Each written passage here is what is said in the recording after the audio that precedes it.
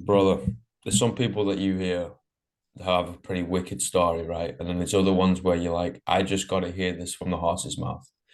And you're that latter one. Yeah. Mate, just where do we begin with this story? There's so many pages to this book, and I want to learn it, mate. All right, do you want me to just tell my story? Yeah, let's go for it. Okay, so I was just your average, happy, sporty child, always playing football, always running around. Then at the age of 6, I started getting really bad headaches and I became a total opposite. I was lethargic, always holding my head in pain. It's like someone screaming inside my head all the time. So my parents thought this isn't right. They took me to the hospital to get checked. And they thought, oh, it's just my migraines. He'll be fine. Sent me away, bit of medication. You'll be okay. But these headaches got worse and worse. And weeks later, I was just in more pain. So my parents brought me back to a private hospital to get checked, and they gave me a brain scan. When they checked this brain scan, they found the tumor the size of a tennis ball. So a tennis ball is about the size of your fist, and the 6-year-old's brain is about the size of your hand. So there's a pretty big tumor. And what they found was this tumor was shutting down my vital organs. So they had to get it operated on as quickly as possible. So when I went to have the operation, it went a little bit wrong. They actually damaged part of the brain that controls the left side, and it then caused the brain to have a stroke. So I had a stroke, which means I lost the use of my left side. So I was after my operation, I was bed bound and wheelchair bound. I had to go 3 months of intense physio. Had to relive my life, relearn how to walk, talk, and live life with one hand. Doctor said I probably would never be very active again, probably never walk or run again. So kind of I was wanting to get back to normality, but it just wasn't the same for me. So eventually I was allowed to go back to school after about 6 months. And even though everyone at school did their best to include me in everything they did, for me it just wasn't the same. I just wanted to kind of be a normal child running around playing, but I had to relive life with this disability.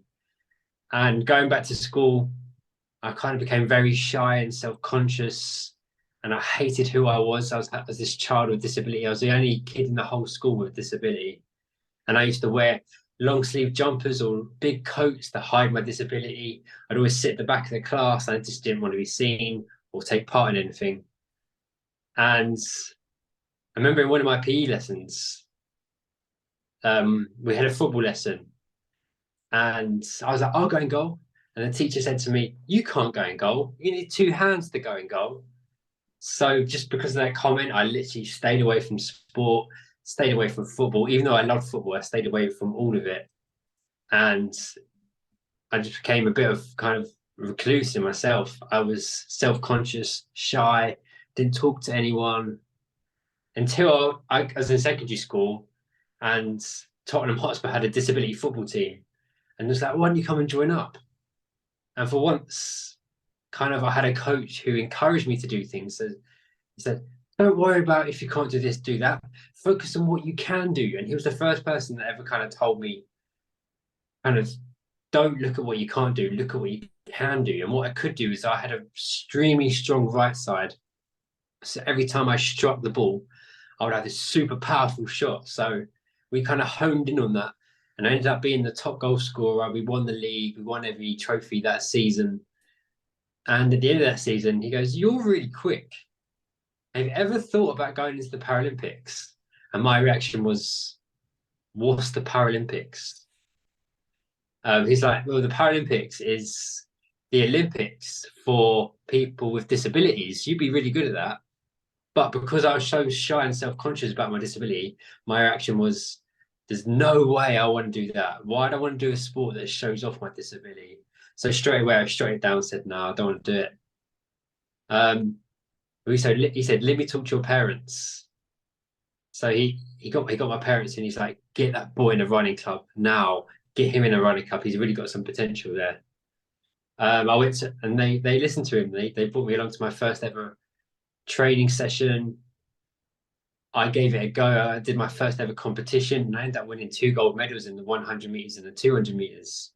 And this kind of opened up my eyes to this disability athlete world that I'd never seen before. And I was like, wow, this is really cool, because I saw athletes going out there giving their absolute best and no one was looking at each other in a funny way. Everyone's just going out there to do the best they could do. So I just wanted to show what I could do, because I'd always been told I couldn't do anything.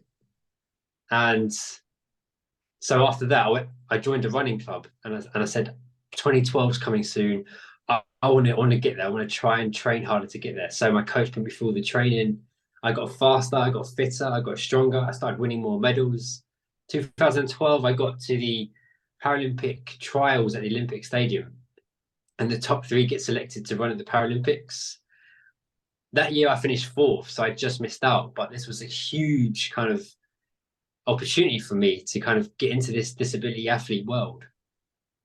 And then after that, fast forward a few years to 2015, after 2012, I went to my coach. I was like, I want to get there next time. So she said, okay, so let's try something a little bit longer distance, because it takes you about 30 meters to get up to speed with your disability. So she said, let's try 1500 meters and 800 meters. And for once in my life, people told me, why don't you try this? Why don't you try that? Well, I was always told, you can't do this. You can't do that. So my reaction was, there's no way I could do 1500 meters. That sounds like 1,000,000 miles. I can't do that. And she just said to me, well, how do you know if you've never tried? So I thought, okay, I'll give it a try. I went along to my first distance training session, and it was like, the session was like 10 400 meters runs with a few minutes rest. And it was torture. I was really dying. I was really struggling, but I just didn't want to give up. And I remember even the 6, 7-year-old, 8-year-old girls were just flying past me. And I was like, this is embarrassing. I'm coming last against the little girls even. But I thought it should just get through the rep, get through the rep, get through the rep. And eventually, the end of the session, I completed it. And my coach said, how did it go? I was like, it was torture. It was horrible. Even the little ones were going past me. It's just embarrassing. But she said to me, forget about that. You complete the session. You can't go into that session thinking you can be the best there if you haven't even put the work in. Those guys have been training for years and years and years. So if you give it a go for a few months, and if you still hate it and don't want to do it, you can always go back to your sprinting. Put the work in and see if you can do it and see where you can get. So I thought, okay, I'll give it a go. And she was right. After a few months, I got fitter. I got stronger. I was going from the back of the group to the middle of the group, keeping up with the able-bodied runners. And at the end of that year, I ended up getting selected for England to represent England at the World Cerebral Palsy World Championships, where I won 2 gold medals in the 800 meters and 1500 meters. So I'd gone from believing I could never do that, it's impossible, to then being the world champion. And this massively boosted my confidence. I was like, I can do something. I am good at something. I'm not a nobody or a useless disabled person.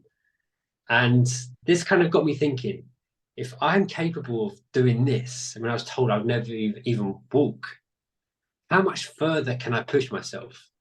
So I looked up my brother that weekend was doing a 10K race, and he does no training at all. And he was doing a charity run. So I thought, surely if he can do that and he's doing no training at all, surely I can do that. So I put my name down for the 10K, and it was the hardest run I've ever done. I did no training for it.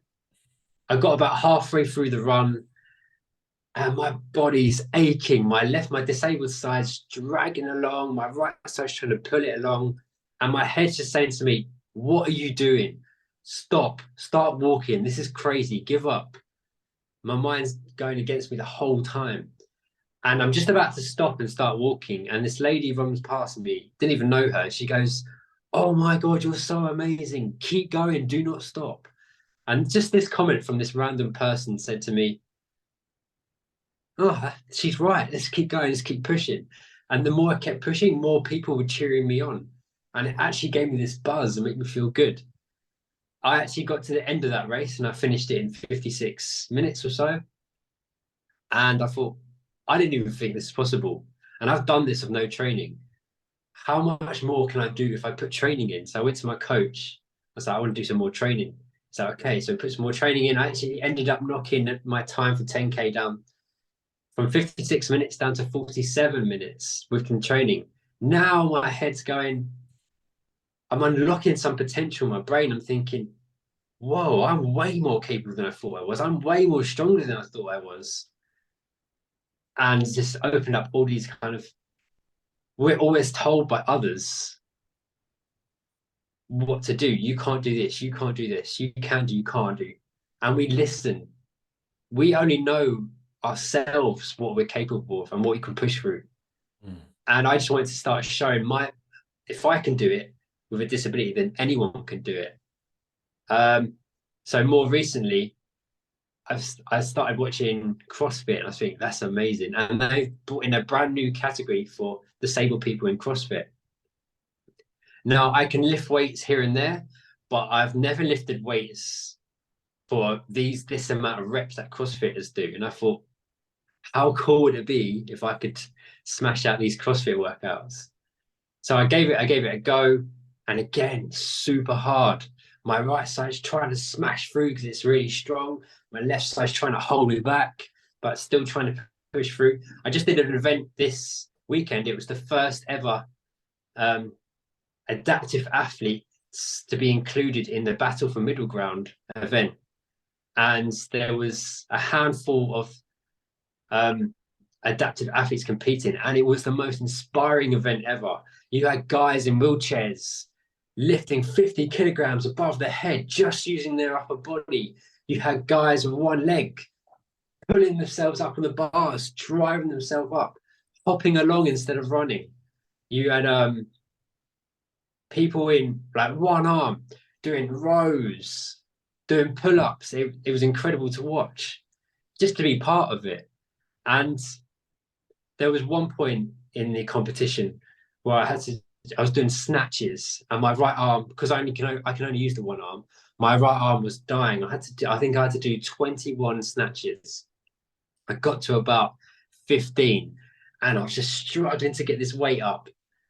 And I looked to my left, and this crowd of people starting to watch. And as I got up, there's this crowd just going, "Get that weight up, get that weight up." And I'm struggling there. And just the more I inch it up, the crowd is getting louder. I had no energy left inside me, but this energy from this crowd was helping me get this weight up. And I remember just inching it higher and higher, and the louder they got. Eventually, I got that weight right above the head, and they're roaring. I was like, this is like incredible, just to get the energy from other people. And I think the CrossFit for adaptive athletes is going to grow massively in the next few years. And it's looking exciting to what can happen there. Oh, that's beautiful, man. That's such a profound and beautiful story, man. You know, humble beginnings at the beginning. You know, feet in the dirt. You know, just like everybody else, like muck of the earth, as we say back home, right? Of just common people, just dealt uncommon set of cards and be like, okay, brother, like you got two options here, man. You can listen to that PE teacher that said you couldn't go and goal, or you could have listened to your athletic coach and said, why not? And it sounded like you went for that second one and tried things and came up short sometimes, and then came back with a couple golds others, and you're like, wait, hold on a minute. I can do shit. I can do this thing. Like this is bizarre. This is crazy. Okay, cool. Like, let's give it another shot. You know, let's give something else a go. And it's so amazing the power of physical activity, right? Because it shows you in real time that mentally you are stronger of doing things, and you can push through it. And yeah, the crowd gets involved in events like Battle for Middle Ground. That's fantastic. But your mind put yourself there. You know, you got yourself into that arena, you put yourself in the hurt locker, and your mind got yourself to the finish line, not your body. That kind of just drags on around, literally, you know, and it'll do the same with me, literally. You know, I'm just like, wow, my legs do not feel like they're working right now. I was like, Alex, you better start fucking hauling ass. and you just got to get yourself there, and it's this beautiful intrinsic battle that we have, Mm. right, between like kind of the devil and the angel on your shoulder of like, well, I could quit right now, and I could go home and sit on the couch and open up a bag of Walkers, or I could get myself through this and then go home, sit on the couch and open up a bag of Walkers, and that's going to feel so much sweeter at the end of it. And it's so cool to see, man. So cool to see, cool, so cool to hear. Yeah, we as humans, we have no idea how capable we are of what we can really achieve. There's a quote by David Goggins that I love. I've read his book and he really inspires me. He said, "When you think you're done and you can push no further, you're actually only 40% done. There's 60% more you can tap into. We just stop at that 40%. We don't think we can push anymore when really there's 60% more you can push more. So every time I'm struggling, I just say to myself, remember that at the 60%, keep pushing, keep pushing. And you get through that painful stage and you'll find out what you're really made of at the other side. 100%. It's like you unpeel different layers of your personality and of your character, right? And there's a quote by Dave Spitz, is the Cal Strength head coach, right? And he said weightlifting is not character building, it's character revealing. And I like to apply that to a lot of other physical feats, and it does. It shows you what you have right now. It builds character, it builds some resilience, it builds some determination. Granted, we know that, but it shows you what you got. It turns over every card on the table and goes, okay, this is what you've got right now. And I think it's really, really important to do things in the modern time where everything is built around comfort and speed, right? And luxury. We need to be doing shit that humbles us. I think it's real, real important. Something that's going to land us flat on our backs, looking up at the sky, thinking, what the fuck just happened to me? Like, I feel destroyed. I feel Mm. like this workout just took advantage of me, played around with me like games and chucked me to the floor. And I'm like, yes, that's the point. That's what you need. You either need it in a physical realm, you need it in a mental realm of trying to figure something out. I'm sure there's scientists out there trying to figure out pi to a million decimal places. Great. That's humbling experience. I can't do that. So we choose the physical stuff, right? We like to smash ourselves with barbells and kettlebells, and then go get beers at the end of it. Yeah. And always after that workout, you feel like you're absolute Superman. Mhm. Whenever you push yourself to that limit, you might feel like death at that very point. But give it an hour or two, you feel like Superman. You're like, whoa, I can't believe I just done that. Pushing through those barriers gives you that buzz. And once you realize what you're really capable of, that's when you kind of can reach a new level each time. Mm. What was your favorite workout in the Battle for Middle Ground? Um, I think it was the rowing and running because I'm good at that. And so we had to row 5 calories, then run 100 foot, then row 10 calories, run 100 foot, row 20 calories, 100 foot run, 30 calories, 100 foot run. And because I can only use the one arm, I'm rowing with one arm. And I'm driving this row machine, and then and I'm running as hard as I can, but I'm taking the row machine quite steady. And I heard the judge say 2 minutes to go. So I thought, right, this is where I need to put the real speed in. So I went from steady to driving it as hard as I can. I just remember seeing everyone's face of the spectator was like, how is he pushing it even faster now? And that's like that was the buzz for me. Fuck yeah, man. It was the weightlifting ones that was where I was struggling because my right arm was killing it. Because I'm only use the one arm and one leg. I'm driving 22.5 kilograms up above my head with just using the one arm, one leg. That was the hardest bit. Yeah, man. That's a lot. That's a lot for an able-bodied folk with two arms and two legs, mate. Never mind you Mm. have that and be like, Good luck, son. You know, of course it is, man. It's a hell of a lot. It's a 22 and a half kilos, you know. When in everyday life, especially behind a computer screen, do you ever need to feel what 22 and a half kilos is? Never. True. You know, you pick up a sack of spuds and it's what, maybe 5 kilos, Yeah. maybe 12 pounds or something like that.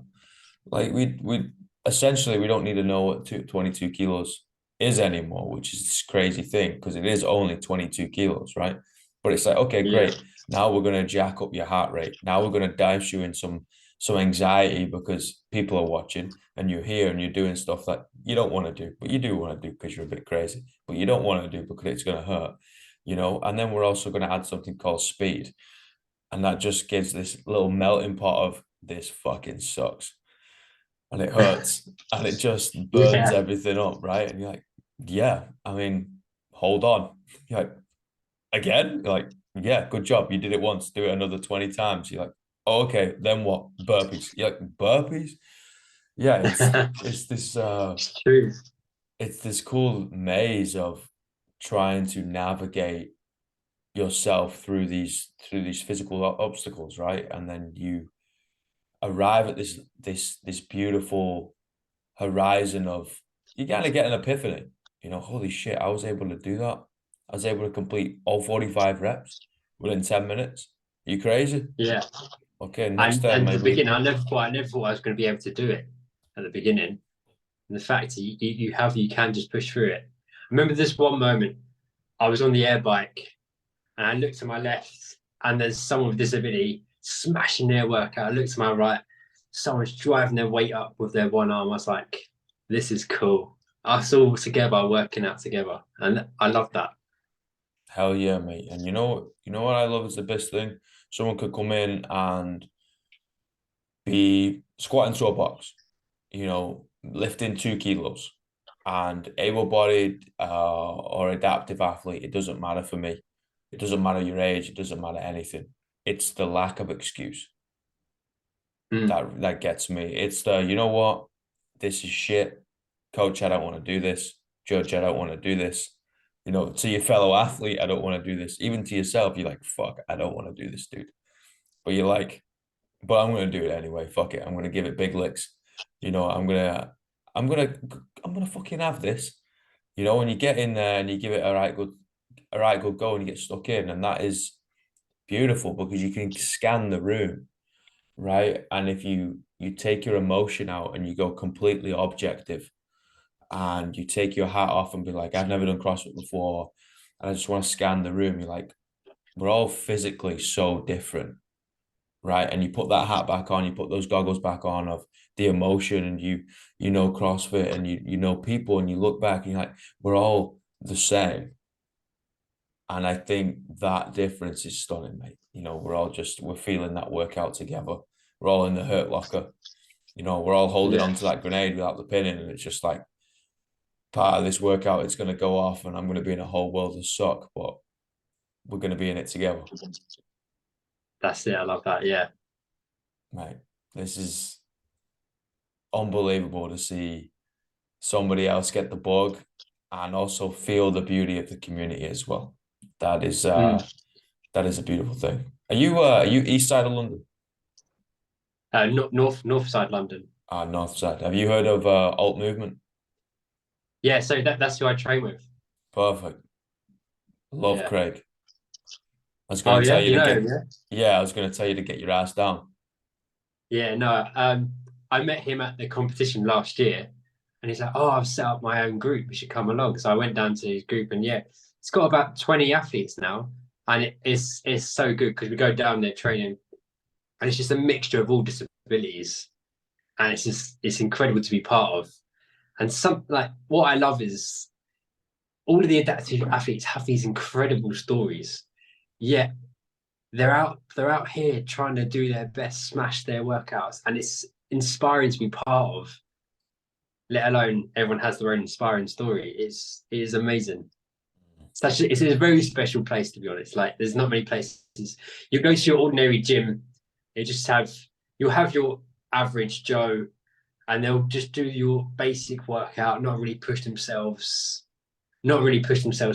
that much ever. And then you go to kind of places like alt movement where you have adaptive athletes who have been through absolute hell, rock bottom, but they're there pushing themselves more than the average person ever would. It is incredible. 100%, mate. You know, Whenever you're back in the UK, come down. 100% I will, man. We'll get a workout in. Don't lap me though, yeah? Yeah. They're fucking dragging behind. I'll be like, jeez, these lots of savage. But it's so true, man. You know, people they're just books of stories, but then they're also in there trying to figure it out. You know, and I think that's why I get so obsessed with a simplistic model of fitness in the sense of you walk into a room and there's a dumbbell, a kettlebell, and a barbell, you know, and you're like, what's this? Where's the machine? So it's like, you're the machine, bitch. Pick it up. You know, and that's kind of it because it doesn't matter who you are. You know, the barbell doesn't give a fuck who you are. It doesn't care. You know, and you could come in having had a great day or an absolute terrible day, and you walk in, put your hands on it, and guess what? It weighs the same. You know, again, Yeah. it just doesn't care about you, and it goes back to that humbleness, right? We need something to humble us. We need something that tells us we're not special, you know, and Yeah. we're no different to anybody else. It treats us the exact same as anybody else, you If you know. want to achieve, you've got to put that hard work in. It's not going to One, come onto you like just not going to come to you on a plate. If you, it's like I saw a speaker the other day. He said it's so easy now to become successful because so many people aren't going the extra mile to put the work in. So if you put that extra mile work in over and over and over again, you will achieve and become successful. It's just about being consistent and putting that extra work in. that's it, man. Consistency, time and time again. Yeah, You know, good job, guys. This is you've worked hard, you've done your thing. Give me a high five. Now piss off. What do you mean? No, yeah, I'll see you tomorrow. But no, but I need to do no. You need to do it again. But this needs to be tomorrow. And then it will need to be the day after that one. You know, like people try and hop to the other side of the board and be like, okay, I'm done. You're like, great, you might have built a house real quick, but the foundation's shite. And the wind's going to change and direction. It's going to fall you around. need to keep your maintenance going as well. 100%, man. You know, be Yeah, methodical with where you're placing your chess pieces. You know, think about it. Come move it forward one bit, one square, go home. Come back again the next day, move it one square, go home. And it's hard work, right? But you are an yeah, epitome of that, you know, and not only running and not only through the school and the educational system, but now bridging into the CrossFit scene, mate. And yeah. it's a privilege. Well, I now work in the fitness industry as well. So I work in a gym, and I found that the gym is the most kind of uninviting place for people with disabilities. So even though I achieved all these medals in my athletics and achievements in sport, I then went to qualify as a personal trainer. And my instructors were like, "You're incredible. You're so inspiring. You want to go on to be a great PT in a gym and help loads of people." Every job interview I went over to 30 job interviews, and they all said, "No, you're not what we're looking for. You haven't got the image we're looking for." And they turned me down time after time. And one guy said to me, "Look, I'll be honest with you. You can't lift weights with two hands. How do you expect to teach others?" So Wow. I said, "But I have been teaching others. I just do it with one arm. I do a deadlift with one arm, and I talk others into doing it correctly with two arms." And he just said, "I don't believe it can be done like that." So it took me about 7 years to get a job in a gym. I actually nearly gave up. I gave up and just got a job in a supermarket, and I hated it. But I volunteered at a gym just to kind of get my experience up, and still gyms were turning me down. So then I got a job in reception at a gym. And when I was chatting to one of the managers there, and I told him what I did, he was like, "Why are you not in our gym? You're more inspiring than any of these people." So thanks to him, he got me into a gym, into working in the gym. Otherwise, I don't think anyone would have given me the chance working in a gym, because you go to the gym, you don't see hardly any disabled people in a gym. It's definitely not working in a gym anyway. So I'm kind of trying to change that stigma. And I've been working in on the gym floor for a few years now, and now everyone's got to know me. They think I'm an absolute badass in the gym. All the biggest guys that go into the weights area in the gym, they come up to me like, "Come on, you and me, let's have a gym challenge today," and stuff like that.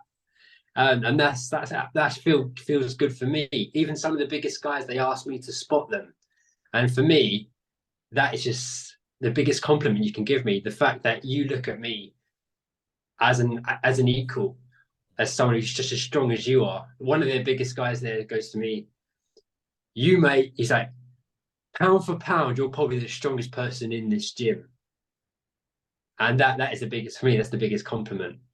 There was when I first started, I was covering an exercise class, and this was the busiest exercise class of the week. The teacher phoned in sick, so I said I'll cover it. And I walked into the class, and I think it was like circuits or boot camp, and it was full of about 40 people. And I walked in, and I was like, "Right, I'm your instructor today. We're going to be doing this, this, and this." And everyone looked at me, and they're like, "What, you're teaching?" I was like, "Yeah, yeah, yeah. We can do this, and this today. We've got this session, this section, circuit, circuit, circuit." And they had a conversation with each other. And some of them went, "No, no, no, I'm not doing this. I'm not going to waste my time. I'm going to go to the gym instead." So I let them have their conversation for 5 minutes. And I looked up, and out of the 40 people, 20 to 25 people walked out and left. But I could have looked at that as a negative. I looked up and I saw 10 people had stayed. So I thought, forget those that have gone. I'm going to give these 10 people the best class they've ever had. So I beasted them, I pushed them, I was shouting at them, I was getting to work out even harder, giving them every exercise I possibly could to give them the best class they had. They were sweating at the end, red in the face, and they said to me, "That was the best class I've ever done." Forget about those that had left. A few weeks had gone on, and I'm still covering this class because the teacher wasn't well. And word was starting to spread around the gym about how good my class was and how inspiring it was to be pushed by someone with a disability. And my class actually over the next few weeks and months grew bigger and bigger. And until now, it's the biggest, most popular class of the week. And people are now complaining that they can't get a space to book onto my class. So for me, that's a massive compliment. I could have chose to give up. And there was two thoughts in my head when that happened. One thought was, "Fuck, I'm a shit trainer. No one's going to listen to me. Why would they want to listen to me?" But the other voice said, "Forget those that are gone. Focus on those that have stayed." So that's the kind of moment where it's a glass half full, half empty moment. Which one are you going to pick, really? Brother, that's beautiful, and them leading has got nothing to do with whether you're inadequate or not. Mm, That's completely on them. And the way you be able to spin that round into a positive is inspirational anyway. Regardless of anything else, taken out of context, that is what we need to be doing, right? We're pursuing progress, so we need to be able to learn and take a positive to be able to create progress from that. Yeah, okay, learn from negative, great, fantastic. Don't put your hand in a hot stove again. Probably the wise thing to do. But to anybody who might have been in the class or might have turned you down in the past just because you've not got two able arms wiggling around, I would like to say in my very northern manner, fuck you. And yeah, look at you now. So absolutely kicking ass, mate. It's beautiful to see. Unfortunately, the fitness industry is stuck with ego and image. And mm. usually if you've not got daddy's money to back you up or a massive pair of tits, it's kind of hard to go through there. And I mean Yeah, that is in male and female. You're not an yeah, absolute jack dude, true. or you're not a lady who wants to get glammed up. And Super there's attractive. Yeah, exactly, and that's all subjective. And there's a lot of male and female coaches out there that end up quitting the industry that shouldn't and are incredible they're people. a great trainer. It's just they haven't They're got that incredible. image. Exactly. And I'm trying to break down that barrier at the moment. I would, I'd love to one day own my own gym man, and have adaptive athletes, people working with different abilities, and everyone's an inspiring place to come and work out. That'd be an amazing goal. I love that, man. I would encourage those people who feel like they're kind of fringed and pushed to the side within the fitness industry, because I think everyone has a place. I really do believe that. I like to focus on the good in people. I would encourage them to seek out like a niche gym, like a smaller kind of independent style gym rather than a pure or a city fitness or something, a global Yeah. gym. Just go to a local CrossFit gym, go to a local whatever, bodybuilding gym, whatever it is, and start talking to people there and be able to develop relationships because you are worthy. You did get into this for a good reason. You do want to help people and Mm. people do want to help you as well. Yeah. So the reason I do personal training and work in gyms because I want to change lives through, I can inspire others from what I've been through. Because if I can do it, I can show if I can do it, then you guys can do it too. I'm not going to a gym because I want to show off my biceps when I do my personal training and workouts, which is you see a lot of that Yeah, in gyms. yeah, yeah. We're not gonna get into that because I'll be telling more people to go fuck themselves. Yeah, Brother, thank you it's a so bit like much. it's all movement is the only disability gym in the U. It's the first disability gym in the UK. So it's the start of a movement. Shout out Big Craig. My man. Brother, this has been an honor and a privilege. Thank you so much.